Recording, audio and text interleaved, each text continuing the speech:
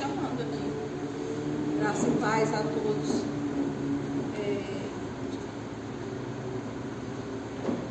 Nós estamos estudando já, desde o domingo passado, acerca do segundo ato do que nós chamamos de drama das Escrituras, que é a grande história de Deus revelada na sua palavra, no seu relacionamento, que conta do seu relacionamento, dos seus propósitos para a humanidade.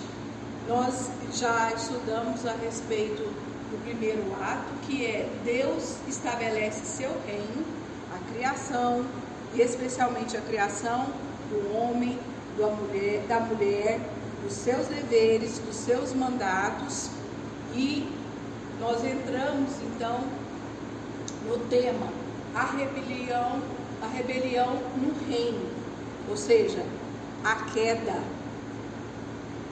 E já dissemos algumas coisas no domingo passado a respeito da queda, e chamamos e demos o título dessa lição, é bastante sugestivo, porque Deus esperava que as suas criaturas, que especialmente os seus súditos reais do reino, Adão e Eva, o obedecessem prontamente e não o desafiassem no jardim diante da ordem de não comer da árvore do conhecimento do bem e do mal. Deus esperava essa obediência, essa fidelidade. E nós já dissemos que o homem foi criado por Deus com todas as possibilidades de obedecer e com todas as possibilidades de não obedecer. Ele foi criado por Deus flexível.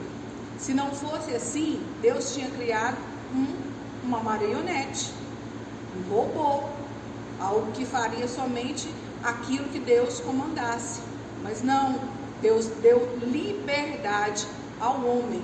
E no seu estado de inocência, nós compreendemos que essa liberdade de escolha era totalmente livre, era de fato livre de qualquer contaminação, era uma liberdade pura, era uma liberdade no sentido estrito da palavra, uma verdadeira liberdade, sem nenhuma influência de qualquer resquício de maldade, de pecaminosidade, de nada que pudesse afetar o coração do homem. Mas nós já vimos lá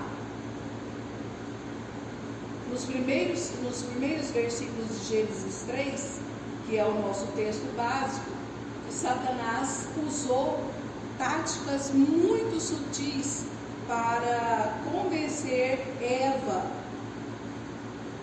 de que Deus não estava falando a verdade, de que talvez a interpretação dela ou de Adão estivesse errada em relação à ordem de Deus.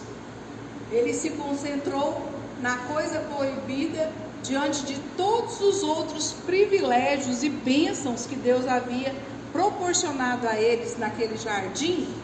Satanás foi exatamente no ponto principal, mas para ressaltar que Deus era um Deus ruim, um Deus mau, porque ele havia proibido também de eles não terem acesso a todas as árvores do jardim, embora eles tivessem livre acesso à árvore da vida.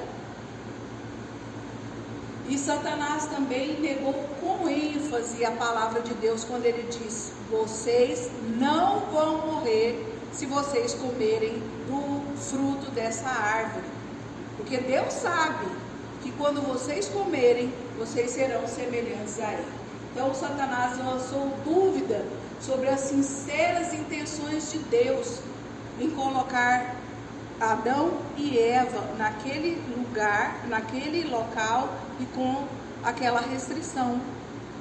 Então Eva foi iludida, enganada, e ela realmente pensou que ela pudesse ser igual a Deus.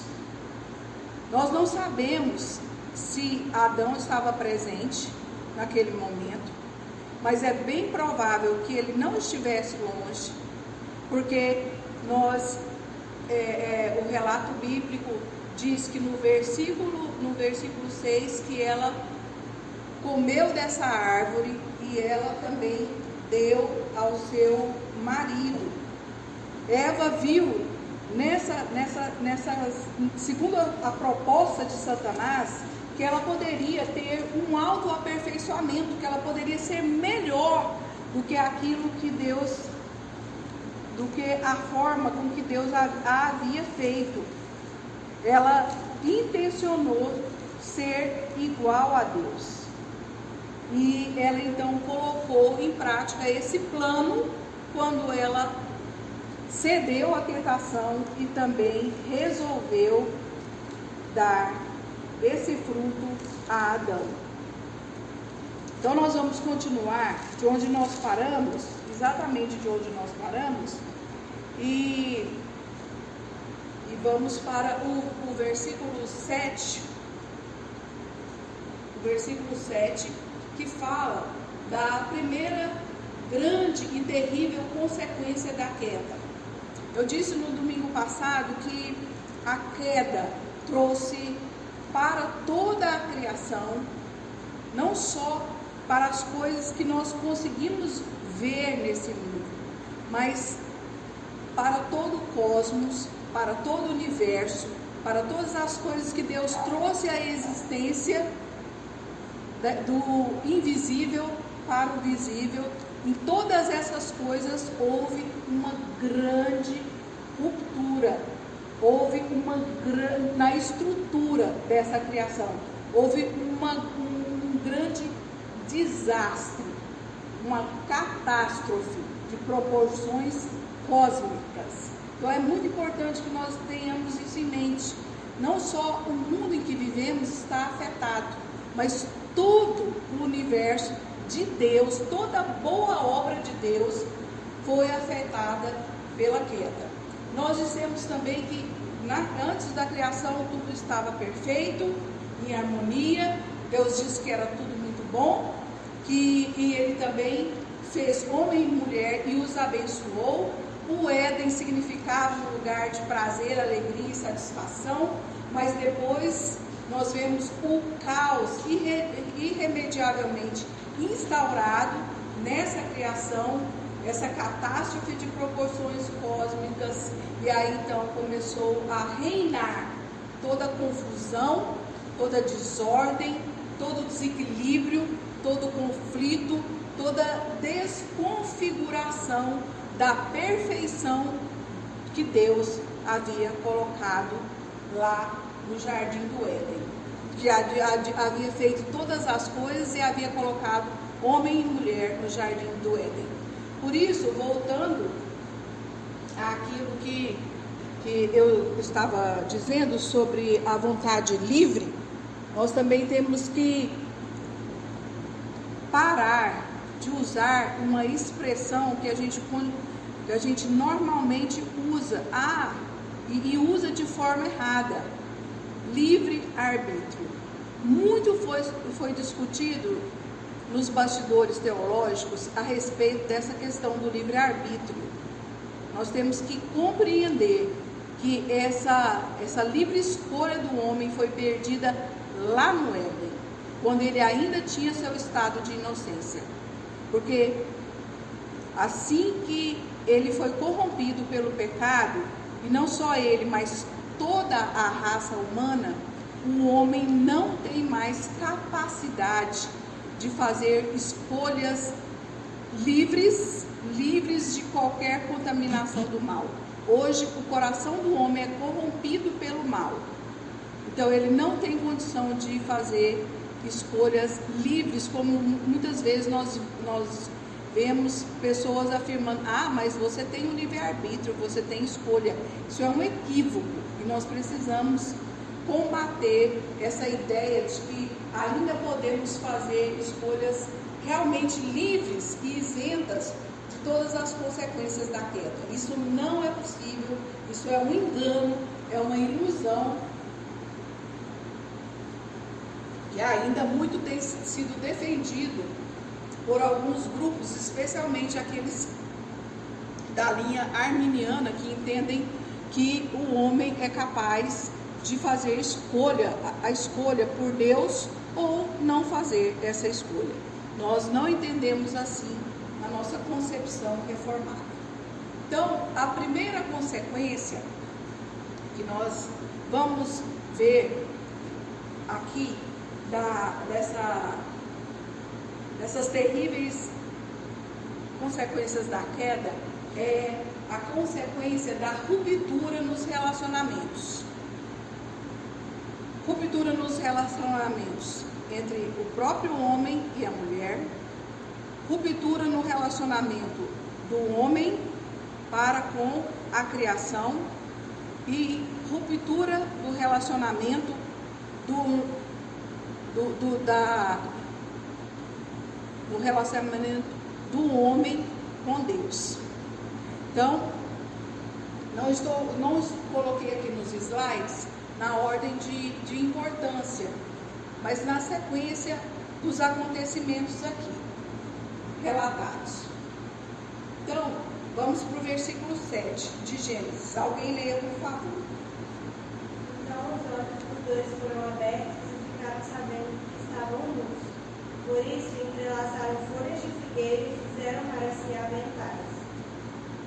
A primeira grande consequência foi esse rompimento nessa liberdade entre o primeiro casal. Eles logo perceberam na liberdade entre eles e na liberdade entre eles e Deus, porque logo eles perceberam de pronto, eles não morreram como Satanás havia afirmado, eles não se deram conta de todas as consequências do seu erro, do seu pecado, de desobediência a Deus, de rebelião ao rei, mas eles perceberam que alguma coisa estava errada com eles. De pronto eles perceberam e se viram nus e estranharam essa situação com a qual eles já estavam convivendo há tanto tempo, e passou a ser algo estranho, algo incômodo, algo diferente para eles. E isso, como o pastor já nos esmiuçou muito bem nos estudos da quinta-feira, reflete o sentimento de fragilidade, de desproteção, de desconfiança e de distância. Ou seja, o homem não tem mais condições de conviver de forma plena e aberta com o seu semelhante, sem estar desconfiado, sem sentir medo de que de alguma forma o seu semelhante não faça alguma coisa com ele.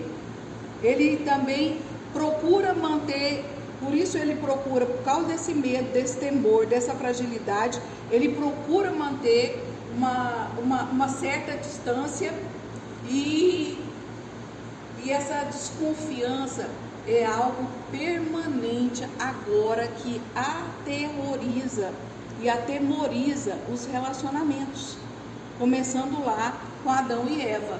E eles tomam providências de coser, ou seja, de costurar vestimentas para eles, para tapar as suas partes íntimas, aquelas que eles perceberam que não poderiam ficar descobertas, com folhas de figueira.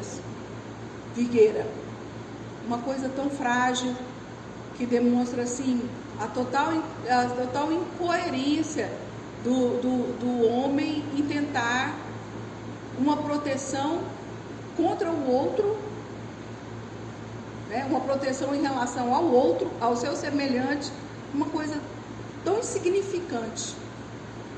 Tamanha era a perturbação que a queda trouxe então para aquele primeiro casal.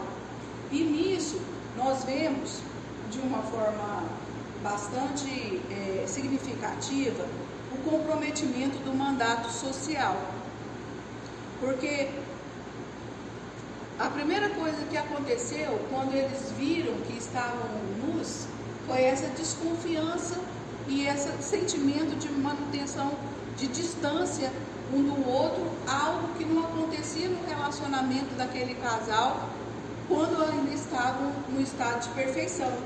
E aí eles começam já se auto-acusarem, não se auto-acusar não, acusarem uns aos outros, porque eles, um sentimento de irresponsabilidade toma conta dos seus corações. Eles não assumem, cada um não assume a sua culpa.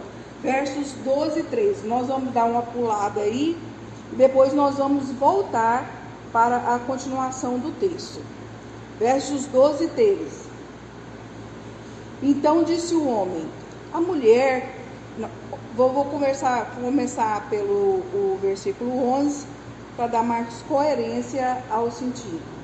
Nós precisamos aqui compreender. Perguntou-lhe Deus, perguntou Deus a Adão, que te fez saber que estavas nu?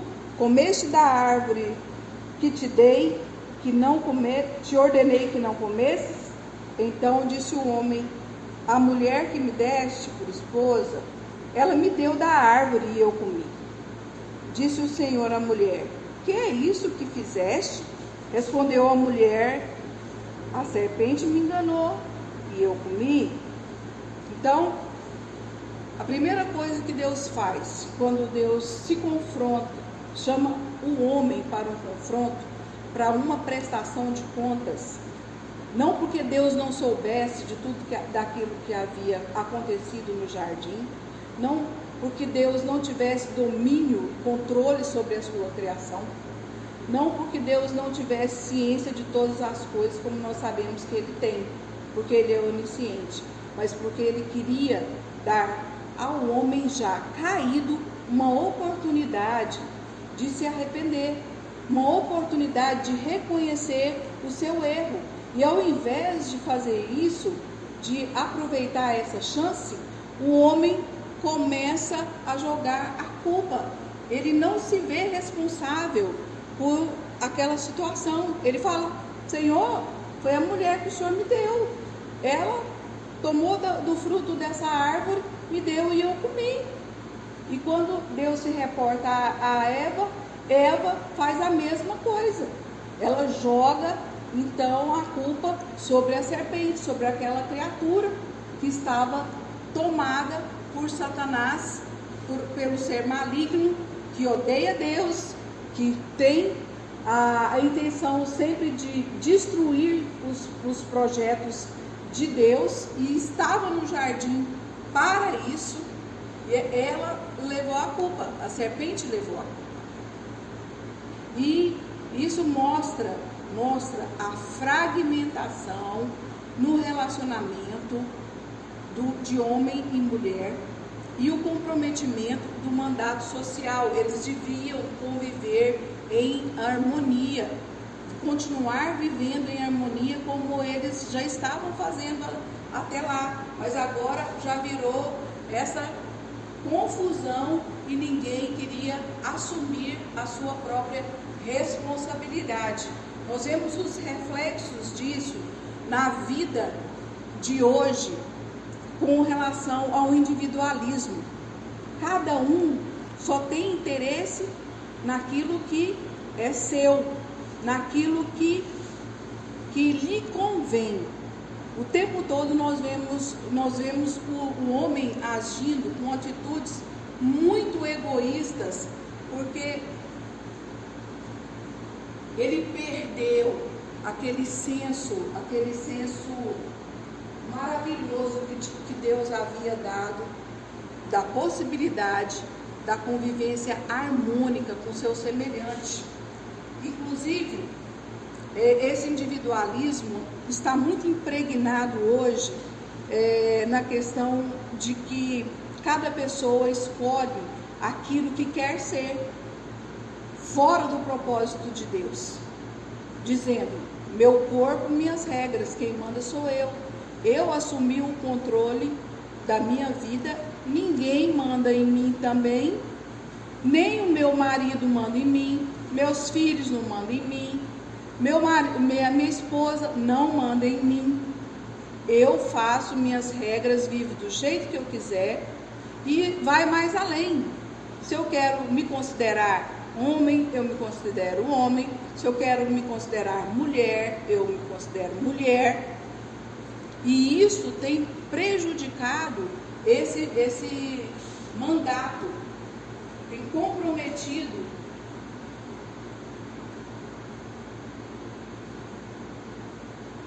Só um minutinho aqui, problema técnico.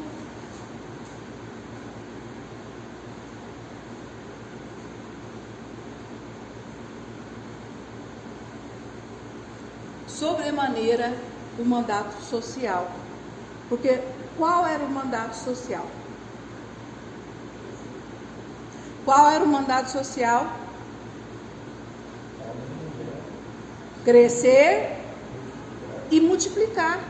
Mas se cada um começou a tomar conta apenas daquilo que lhe interessa, daquilo que importa, nós estamos vendo hoje os reflexos disso. Casais que não querem ter filhos. Nós vemos essa mudança de opção sexual liberada à vontade, o que também compromete o cumprimento dessa ordem de crescer e multiplicar. Mas alguém pode argumentar: mas a terra já está muito cheia, precisa crescer e multiplicar mais não. Mas e os relacionamentos interpessoais? Como eles estão fragmentados e comprometidos por causa da desconfiança, por causa do sentimento de medo, de desproteção. E isso tudo prejudica o propósito de Deus para aquele primeiro casal e para o cumprimento do seu dever social, fique totalmente à mercê da má vontade, vamos dizer assim, do homem. Ele perdeu essa perspectiva de bons relacionamentos, não só entre marido e mulher, mas também entre o semelhante, o outro, o próximo. E isso está muito nítido, o exemplo disso está muito nítido logo na história a seguir, que é de Caim e Abel. Porque nós sabemos que Caim mata Abel. Os dois primeiros irmãos no mundo têm dificuldades de relacionamento.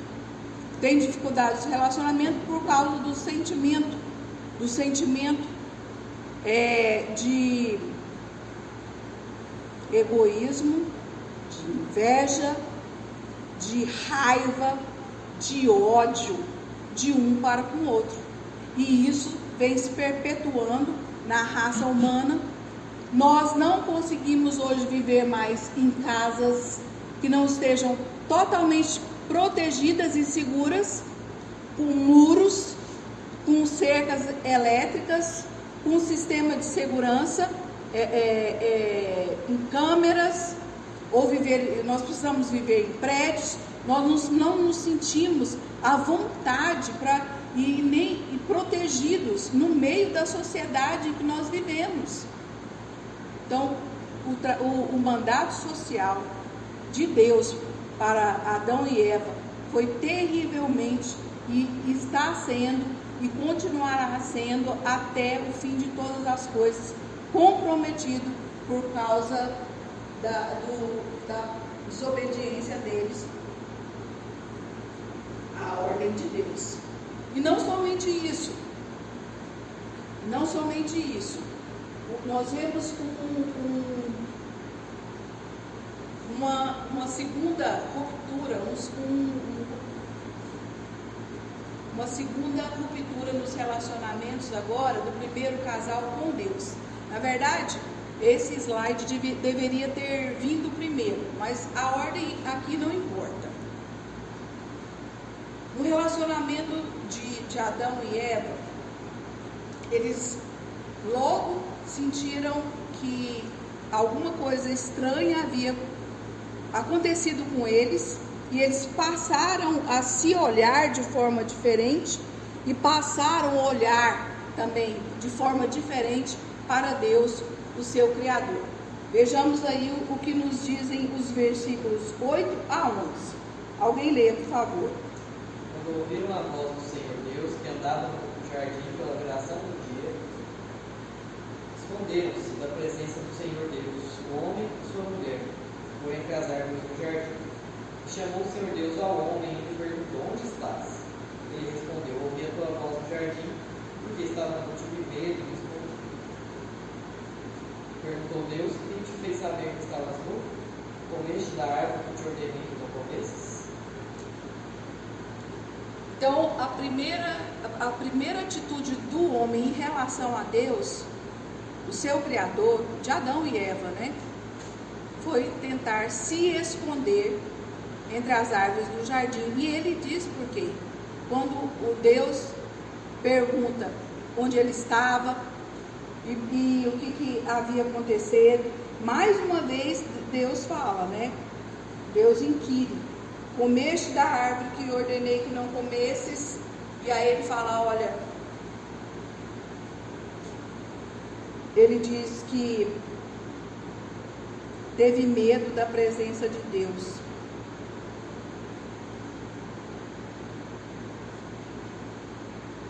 E ele se escondeu. Eu estou tentando achar aqui. Ouvi a tua voz. Onde estavas? Deus pergunta. Onde estavas? É o versículo 9. E chamou Deus o Senhor Deus ao homem e lhe perguntou: onde estás? Ele respondeu: eu ouvi a tua voz. Ouvi, Senhor, mas eu estava nu e eu tive medo e eu me escondi. Então a primeira atitude foi essa, de reconhecer através de um senso que o Alt que chama de juízo condenatório próprio, ou seja, de uma consciência de que havia feito algo contra Deus. Essa consciência de pecado já havia tomado conta da consciência do homem, para ele dizer: eu ouvi a tua voz, mas eu não quis me apresentar, porque eu estava desprotegido, eu estava nu e eu estava com medo. Com medo de quem? Com medo de Deus. Coisa que não acontecia antes no jardim, porque o relacionamento do homem com Deus também era perfeito. Deus, então, pela viração do dia, sempre estava ali com Adão e Eva, e o relacionamento deles era harmônico. Adão respondia a Deus, Adão se apresentava, e agora Adão não quer se apresentar. Adão começa a fugir e a ter medo, e o homem vai continuar fugindo e tendo medo para sempre. Essa é a terrível consequência na ruptura desse relacionamento do primeiro casal com Deus. O mandato espiritual, ou seja, de bom relacionamento e de um harmônico relacionamento, de desfrute de um relacionamento gostoso com Deus, naquele lugar maravilhoso, ficou comprometido, e ficou comprometido para toda a humanidade para sempre, por causa do pecado. E vemos então que o comprometimento aqui desse mandato espiritual. Por quê? Porque o pecado, ele abriu um abismo eterno e intransponível entre a criatura e o Criador. Ele só é transponível por uma ponte, que é Cristo, que é a reconciliação que Cristo proporciona às suas criaturas por causa de ter levado a culpa do próprio Adão, né? E por isso as Escrituras nos relatam que a questão dessa contaminação da dificuldade desse relacionamento e dessa fuga constante do homem da presença de Deus, através dos Salmos, que é reproduzido lá também em Romanos 3. Do Salmo 53, ele começa dizendo assim, que o tolo, o insensato diz que não há Deus, que Deus nem existe. E depois o salmista continua a dizer que de fato não há quem busque a Deus, não há quem esteja disposto a glorificar a Deus, não há quem esteja disposto a honrar a Deus, a adorar a Deus como o Criador de todas as coisas, aquele que merece toda honra e toda glória. E por isso diz que todos se extraviaram e a uma se fizeram inúteis, completamente perdidos e longe dos caminhos do Senhor e sem querer voltar.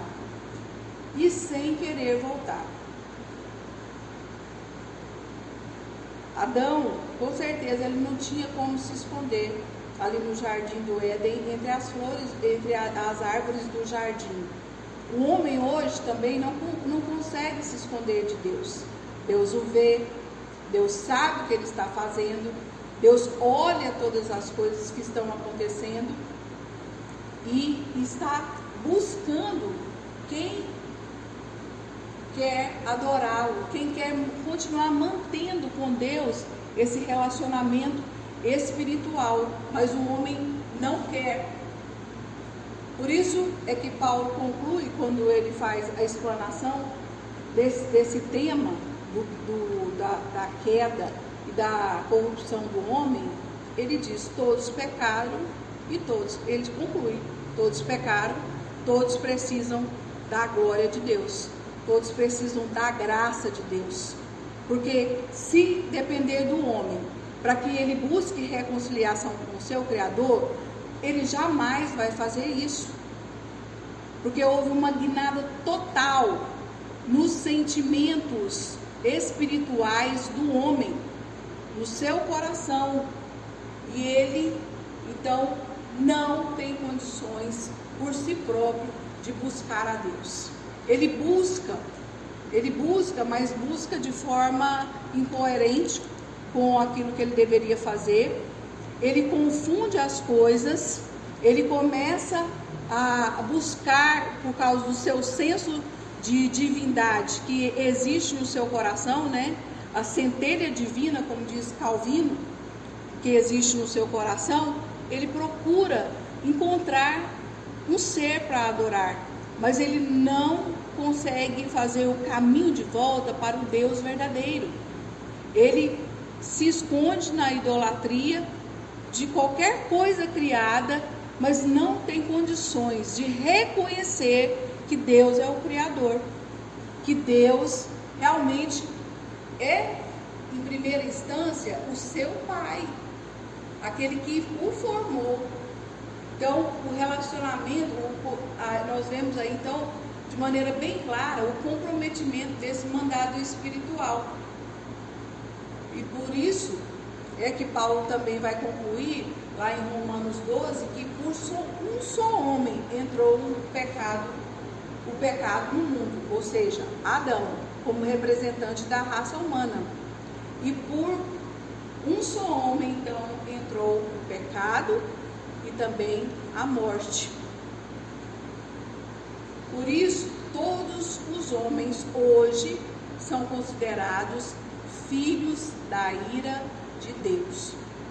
A mesma ira que Paulo fala lá em Romanos 1, que se manifesta dos céus contra toda a perversidade e maldade dos homens que trocaram a verdade pela injustiça, porque deixaram de reconhecer, através de toda a criação, de tudo aquilo que Deus fez, que Deus é Criador, não o glorificaram como Criador, não tem condição de fazer isso, porque eles foram entregues, como diz Paulo, aos seus próprios pecados, às suas próprias paixões, às suas próprias corrupções, e cada vez mais vão se afastando de Deus. E esse caminho de volta, como eu disse, só pode agora ser refeito pela obra redentora de Jesus. Sem a intervenção do próprio Deus, nós nunca vamos fazer uma opção por Ele.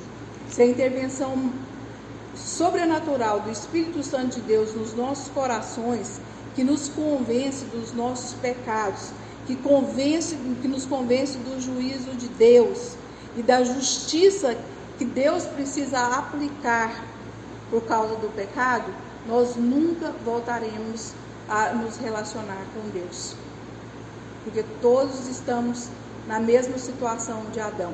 Mas Paulo também nos dá a chave desse retorno, quando ele diz que assim como por um só homem entrou o pecado no mundo, ele diz que da mesma forma Jesus, como o segundo Adão, fez justiça por todos os homens para nos reconciliar com Deus. O caminho da reconciliação foi aberto no sangue de Cristo.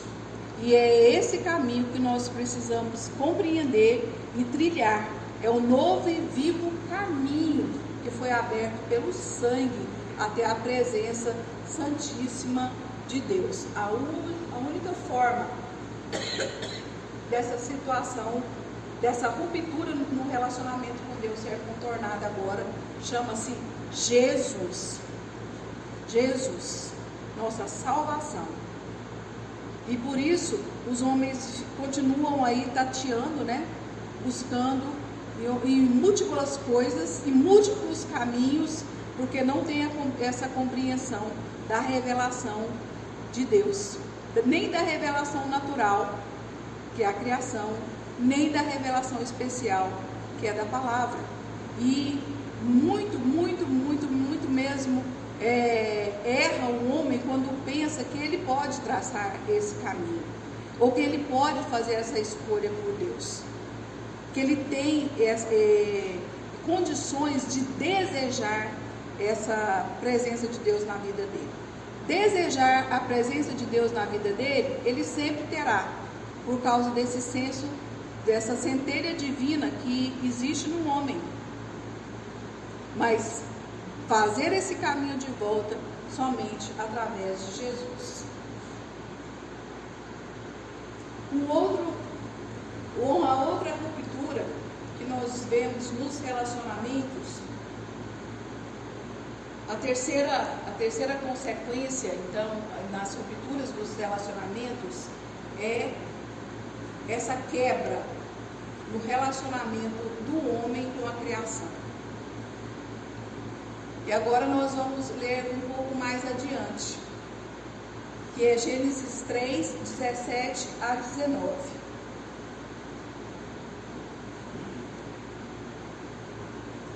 E Abraão disse: visto que atendeste a vossa de tua mulher, comeste da árvore que eu te ordenara não comeres, maldita é a terra por tua causa. Em fadigas obterás dela o sustento durante os dias de tua vida. Ela produzirá também carne e arroz, e tu comerás a erva do campo. No suor do rosto comerás o teu pão, até que tornes a terra, teus graus vão te tornar, porque tu és pó e ao pó retornarás. Até hoje. Está aí, está certo, irmão? Então, a consequência da relação do homem com a criação é muito grande também, porque nós podemos concluir que Deus, amaldiçoando a terra, o solo, e fazendo nascer ali cardos e abrolhos, dificultou bastante a tarefa do homem de cultivar o solo. Isso significa de uma certa forma, e por isso que eu coloquei entre aspas, que a natureza tornou-se inimiga de Deus. Cardos e abrolhos não existiam no Jardim do Éden até então. Cardos e abrolhos são plantas espinhosas, tanto na haste quanto nelas próprias. São plantas cheias de espinho, plantas rasteiras, plantas mais altas, mas cheias de espinhos, justamente para dificultar e também para ferir o homem, enquanto ele estivesse ali cultivando o solo. E Deus fala que então Adão iria conseguir o sustento da sua casa, o seu sustento próprio da sua casa, com muito esforço, com suor do rosto. Isso significa um empenho que o homem deveria ter para ter o seu sustento, seria assim inigualavelmente maior e bem superior, né, o seu trabalho, o seu esforço, do que ele tinha no Jardim do Éden. Porque no Jardim do Éden, a presença de Deus estava lá e tudo estava disponível para o homem e para a mulher. Todos os frutos daquelas árvores estavam disponíveis, mas não ficariam mais. E eles teriam então que se virar para conseguir o seu sustento. E quando nós dizemos que toda a natureza hoje desafia o trabalho do homem, nós vemos aqui então um comprometimento do mandato cultural. Qual era o mandato cultural? Cultivar, guardar o jardim, sujeitar todas as coisas, não é? E cultivar o jardim. Então era dever de zelar, de cultivar e guardar.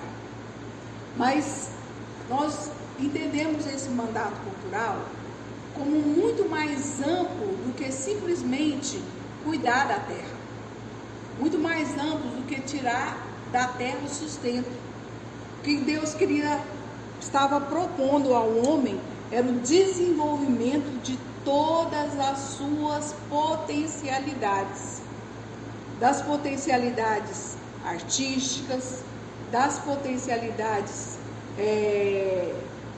de tudo que a gente pode imaginar, de construir, de criar, de fazer. E hoje nós vemos um homem desenvolvendo essas potencialidades de Deus, construindo prédios maravilhosos, inventando o asfalto, inventando os sistemas de esgoto, de captação de água nas reservas naturais. Ou seja, mas com a forma do homem agir, nós vemos que o homem compromete o ecossistema, todos os seres vivos e também o meio ambiente. Isso significa ecossistema. Então o ecossistema tem sido cada vez mais comprometido, porque o homem resolveu, vamos dizer assim, estar bem confortável no mundo a despeito do equilíbrio do planeta. Então, nós enfrentamos as extrações ilegais de minérios, nós enfrentamos os grandes desmatamentos, nós enfrentamos muitas vezes, por descuido do homem, as grandes queimadas. E nós enfrentamos também, não só isso, esse desequilíbrio no ecossistema, ele se reflete através dos terremotos, dos maremotos, dos tsunamis, dos vulcões que explodem e assim, de certa forma não, sempre estão causando destruição também para o homem. Então, parece que eles são rivais, inimigos, né? Muita chuva causando inundações, tudo está desequilibrado. Tudo na natureza hoje está desequilibrada. E nós temos sofrido e visto diariamente os reflexos disso, de uma forma, de uma dimensão catastrófica. A humanidade tem sofrido por causa desse desequilíbrio, e a humanidade também tem cuidado irresponsavelmente da terra. A humanidade tem cuidado de forma egoística e utilitarista, e por isso vem provocando mais desequilíbrio nesse ecossistema. E a propósito do texto que já foi lido hoje, na abertura da nossa escola, toda a criação geme e sofre, aguardando a sua redenção, vamos dizer assim, a sua salvação, através da manifestação gloriosa dos filhos de Deus. Porque com a restauração de todas as coisas na segunda vinda de Jesus, nós seremos restaurados e a criação também será restaurada. Quando os filhos de Deus se manifestarem em glória, a criação também será transformada, ela será redimida e ela será perfeita de novo, como Deus planejou. Porque nós estamos aguardando, como diz Apocalipse 2:1, novos céus e nova terra, onde habita justiça, onde há perfeição, onde tudo aquilo que Deus estabeleceu estará no seu perfeito lugar, e nós perfeitamente também obedecendo e nos relacionando uns com os outros, com Deus e com a natureza. Em terceiro lugar, nós vamos ver a imposição das maldições e punições. Aqui eu vou passar bem rápido, porque também já foi um tema exaustivamente debatido nas nossas aulas da quarta-feira, nos nossos estudos bíblicos da quarta-feira. Primeiro, aí no versículo 14 e em diante, nós vemos Deus impondo a primeira maldição. A primeira maldição é imposta ao animal, a cobra mesmo, a cobra animal, que se deixou ser usada pela entidade maligna, que hoje nós sabemos que é Satanás. Deus pronunciou uma maldição a ela, dizendo que ela seria maldita entre todos os animais domésticos e também entre todos os animais selváticos, que ela rastejaria sobre o seu ventre e comeria pó todos os dias da sua vida. E é justamente o modo de viver da cobra, como uma forma de... ela não poderia, como outros animais, mas ela seria um réptil humilhado, que estaria sempre rastejando aí pelos antros da terra e comendo pó. E para a entidade espiritual, Deus foi além na sua maldição. Ele diz: porém inimizade entre ti e a mulher, entre a tua descendência e o seu descendente. Este ferirá a cabeça e tu lhe ferirás o calcanhar. Deus então prediz uma perpétua e irreconciliável,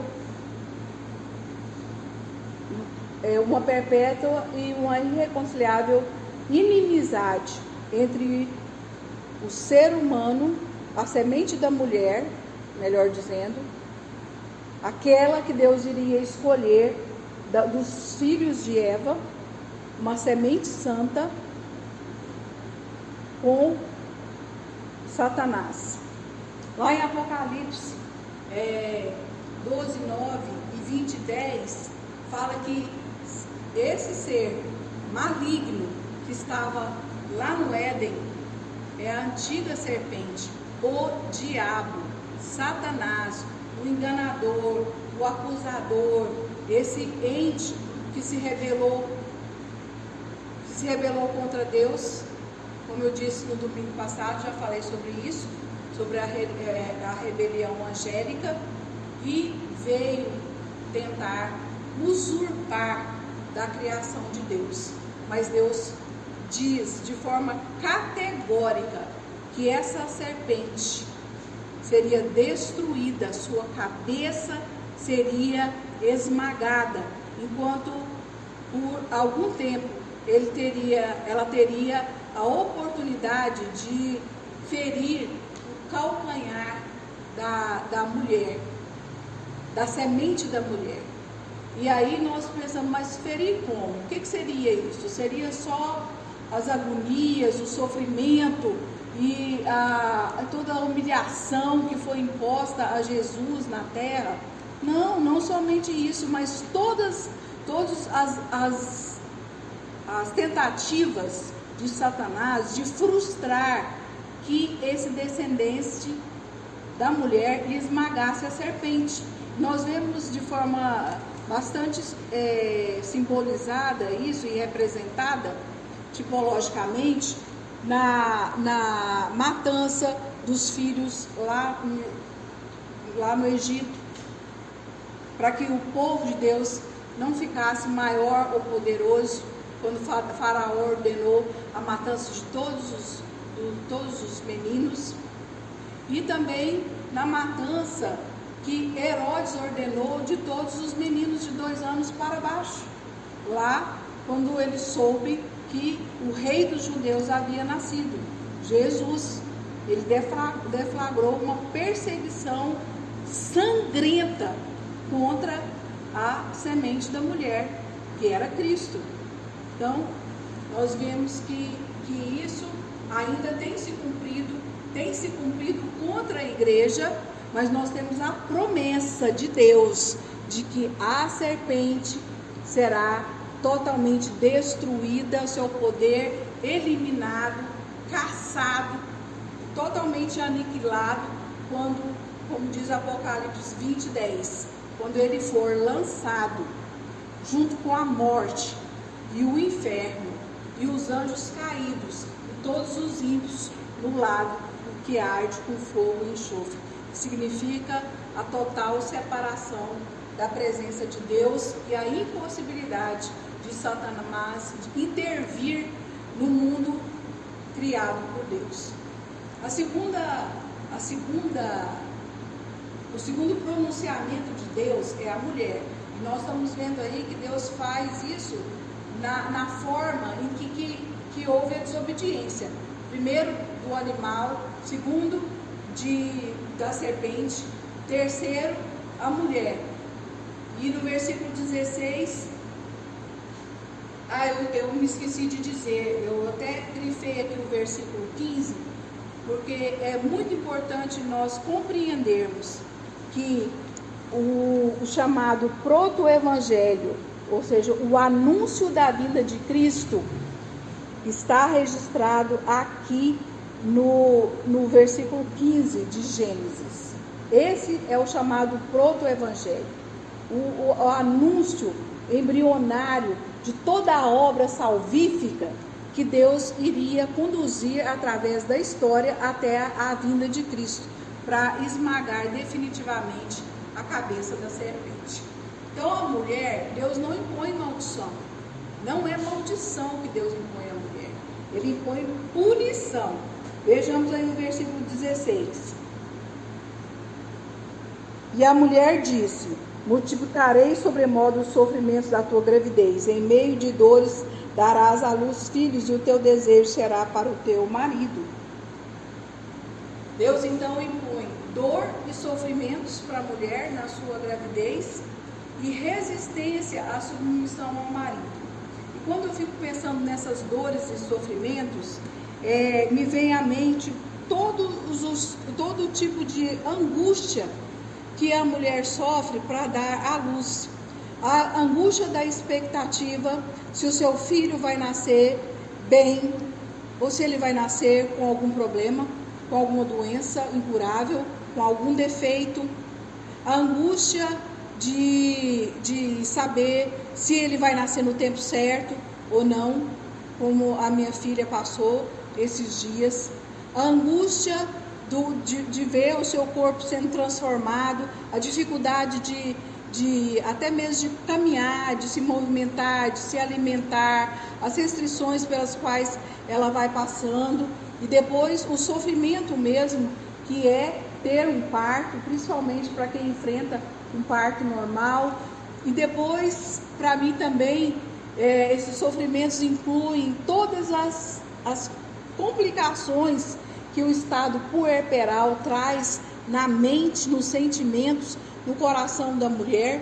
Às vezes, mulheres nesse estado puerperal entram num desespero tão grande que elas matam, elas sufocam seus filhos, elas jogam pelas janelas, elas colocam dentro de um saco e jogam no primeiro lugar que elas puderem jogar. Então, é algo muito complicado isso que acontece na vida da mulher, sem falar nas eternas, vamos dizer assim, nas preocupações da vida toda que a mulher vai ter em relação aos seus filhos. E a segunda coisa é a resistência à submissão ao marido, que o pastor também já tinha falado para a gente de uma forma muito clara, né, que a mulher, com o seu pecado, ela está sempre instigada a desejar tomar o domínio, as rédeas da situação na sua casa, sobre o marido, e isso causa conflitos tremendos e até separações, divórcios e outras coisas mais complicadas ainda, porque às vezes as mulheres querem medir força com o marido, com o seu companheiro. O marido lhe dá um bofetão, ela vem com tudo, ela vem com os pés, com as mãos, mordendo, puxando os cabelos, como se ela pudesse medir força com o homem. Ela sabe que ela sempre vai ter desvantagem física em relação ao homem, mas ela enfrenta. Até nisso ela quer subjugar, eu penso que ela quer subjugar o homem. E ao homem, Deus também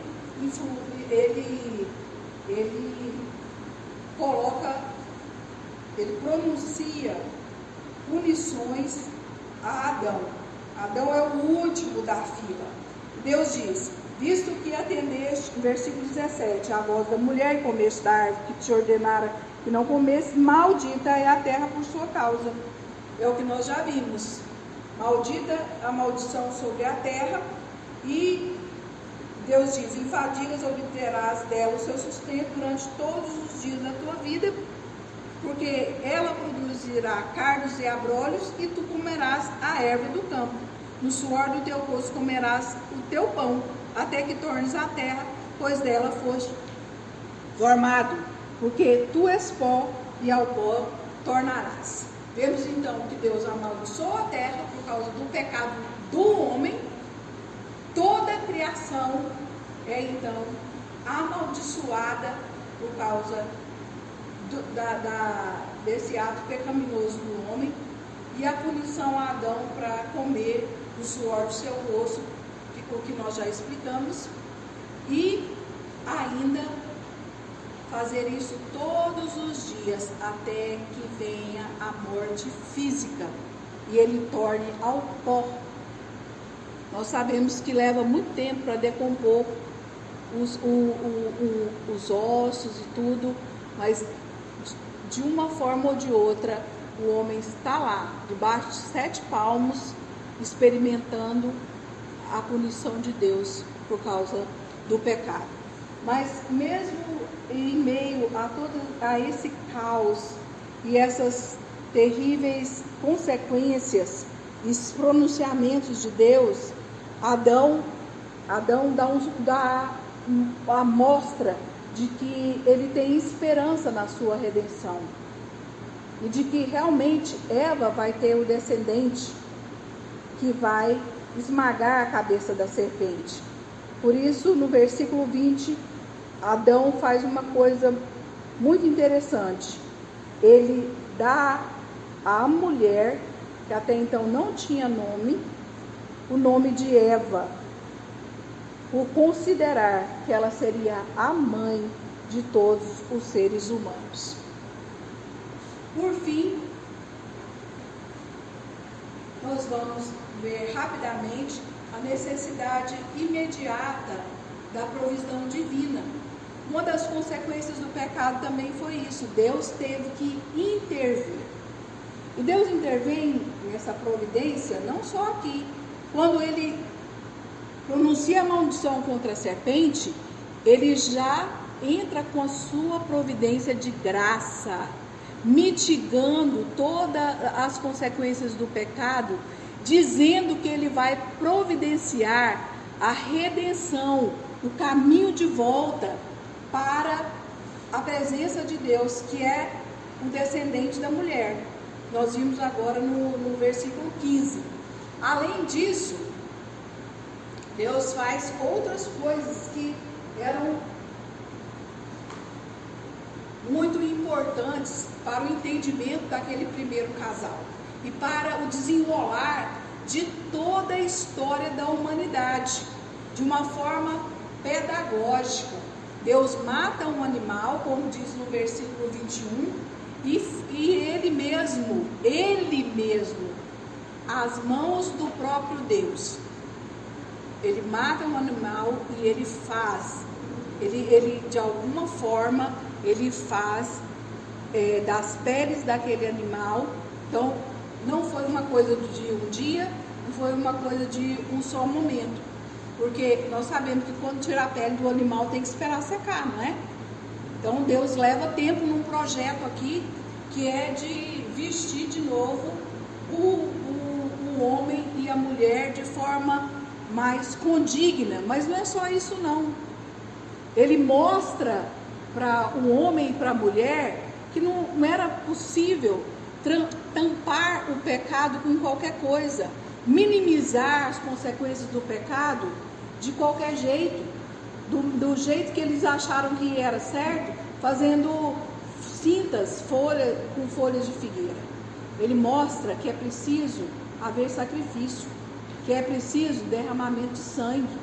E é isso que a Bíblia vai nos ensinar, e Deus vai ensinar de forma pedagógica para os seus filhos, através da lei mosaica, que sem derramamento de sangue não há remissão de pecados. E mais ainda, mais para frente, que o sangue de animais não é suficiente para cobrir pecados, a não ser o sangue daquele que é perfeito, que entrou no Santo dos Santos, com seu próprio sangue, Jesus Cristo, para satisfazer a justiça de Deus e para que a justiça de Deus fosse depois atribuída a nós, aqueles a quem Ele escolheu. Então, aqui Deus já está mostrando qual é o caminho de volta para o relacionamento com Deus. É o derramamento de sangue, é a aceitação desse sacrifício, desse preço que foi pago. Além disso, Deus expulsa o homem do jardim. E nessa expulsão do homem do jardim, Deus demonstra graça também. Apesar de ser um castigo imenso para eles, porque ali eles tinham todo o bem-estar possível, todo o sustento possível, toda a harmonia possível, toda a perfeição possível, e agora eles iam ter que se virar. E Deus age com graça porque Ele retira o acesso do homem à árvore da vida. Vamos ver os versículos 22 e 23. Então disse o Senhor Deus: eis que o homem se tornou como um de nós, conhecedor do bem e do mal. Assim que não estenda a mão e tome também da árvore da vida e coma e viva eternamente. Quando Deus diz aqui que o homem se tornou conhecedor do bem e do mal, é porque o homem se tornou conhecedor do pecado, do mal moral. É lógico que o homem nunca vai ter e alcançar o conhecimento e a sabedoria que Deus tem. Isso é algo privativo e absoluto de Deus, esse conhecimento, a profundidade desse conhecimento. Mas hoje o homem vivendo em pecado experimenta as terríveis crises, né, de decidir entre o bem e o mal. E então para que o homem não tome da árvore da vida e coma e viva eternamente, o Senhor o lançou fora do jardim a fim de lavrar a terra de que fora tomado. E expulso o homem, Deus colocou querubins ao oriente do jardim do Éden e o refulgir de uma espada que se revolvia para guardar o caminho da vida. Deus então blinda essa árvore da vida para que o homem não coma, para que ele não viva eternamente no seu estado de pecado, porque Deus tem um projeto a desenvolver para a salvação do homem e ele precisa então resguardar o próprio homem de fazer besteira. E lá em Apocalipse nós vamos ver de novo essa árvore da vida aparecendo na praça principal da Nova Jerusalém para servir de cura para todos os povos. É a representação do próprio Jesus Cristo, a árvore da vida, porque Jesus mesmo afirmou que Ele é o caminho, Ele é a verdade e Ele é a própria vida. Então, para finalizar, nós vemos que antes de Adão pecar, ele estava, ainda que ele não tivesse consciência completa disso, ele estava numa aliança de obras com Deus, porque a sobrevivência dele dependia da sua obediência. A sua permanência no jardim dependeria da sua sujeição às ordens e ao comando do dono do jardim, o próprio Deus. E depois, imediatamente depois da queda do homem, Deus entra com a sua graça. E mesmo que o homem não entenda que ali está sendo selado um pacto, Deus sela com ele a aliança da graça, que depois vem se revelando de muitas formas, assim, de muitas facetas no decorrer da história do povo de Deus, até chegar em Cristo, e Deus continua com essa aliança da graça, com a sua igreja, até a segunda vinda de Cristo.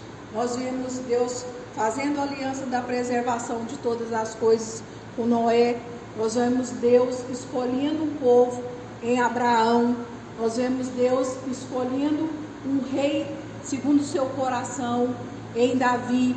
Então nós vemos Deus renovando essa aliança constante com a linhagem da descendência da mulher, para fazer oposição à aliança da serpente até a vinda de Cristo, e continua sobre nós derramando a sua graça. Concluindo, nós só vamos pontuar que a queda não pegou Deus de surpresa. Já falei sobre isso no início da aula, na semana passada. O homem foi criado flexível e livre para obedecer ou não. A escolha voluntária do homem em pecar atrai sua total responsabilidade pelo seu pecado para si próprio e para toda a humanidade. Então nós vemos agora em diante a liberdade, a soberania de Deus caminhando junto com a responsabilidade humana. Em quarto lugar, a liberdade dada ao homem de desobedecer não afasta a justa indignação, ira de Deus e o seu direito de punir um homem pela sua desobediência. E quinto, o homem no Éden perdeu toda a sua liberdade de escolha e tornou-se escravo do seu coração pecaminoso. Ontem eu li uma frase, fazendo um trabalho, estudando sobre a história da igreja, de que o livre-arbítrio do homem pecador é escravo do pecado. Até o livre-arbítrio, o que o homem entende por livre-arbítrio, é escravo do pecado. Nada está fora dessa condição de corrupção que nós herdamos por causa do pecado de Adão. E como aplicações para a nossa vida diária, para nosso relacionamento com Deus, eu quero deixar aqui 4 coisas. Creia na direção soberana de Deus na história do mundo. Porque Deus sabe o que Ele está fazendo. Ele começou uma história, essa história tem um meio e essa história terá um fim. Tudo faz parte dos propósitos soberanos e santos de Deus para nós, até mesmo a queda do homem. Creia na verdade e na autoridade das Escrituras. Não permita que Satanás venha a te induzir a cair no pecado, como ele fez com Eva. Ele enganou a Eva, fez com que Adão e Eva pecassem, comprometessem todo o relacionamento do mundo com Deus, da humanidade com Deus.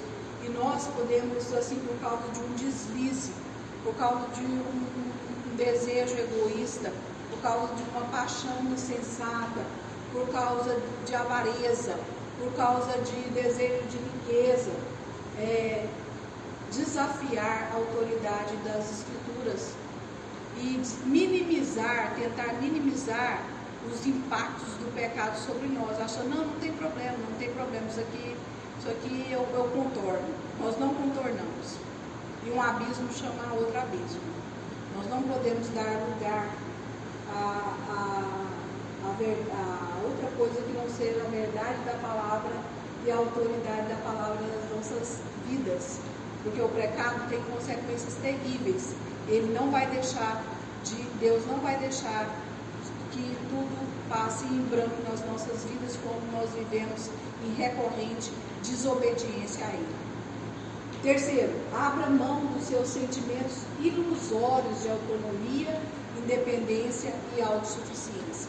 Se você pensa que pode fazer alguma coisa sozinho, por si mesmo, e que isso vai ser melhor a parte da vontade de Deus na sua vida, você está enganado, você vai ser iludido e vai cair exatamente como Eva e Adão, por causa desse sentimento totalmente incabível de nós, de sermos auto-independentes e autônomos, que nós não precisamos de Deus. E quarto, aceite pela fé a provisão da graça de Deus para o seu pecado, pelas obras de justiça de Cristo, o segundo Adão. Amém? Vamos orar? Senhor, muito obrigada, porque Tua palavra nos ensina mais uma vez de que o Senhor comanda todas essas coisas na história. Que tudo que foi escrito, revelado na Tua palavra, se cumpriu e tem se cumprido. Porque o Senhor não vai abrir mão de nenhum só projeto do Senhor para nós e para suas criaturas, para o seu mundo criado. Nós te damos glórias por isso. Nós te damos glórias também pela provisão da graça do Senhor nas nossas vidas para destruir as obras de Satanás, para nos despir da nossa autossuficiência, da nossa independência, desse sentimento ilusório de que nós podemos achar as melhores soluções para a nossa vida ou fazer alguma coisa à parte de Cristo. Pai, não permita que esses sentimentos tomem conta do nosso coração, mas que nós possamos, ó Pai, aceitar a regência do Senhor como Rei soberano nas nossas vidas através da autoridade e da verdade da Tua palavra. E confiar sempre na provisão da graça do Senhor nas nossas vidas. É o que eu te peço, em nome de Jesus. Amém.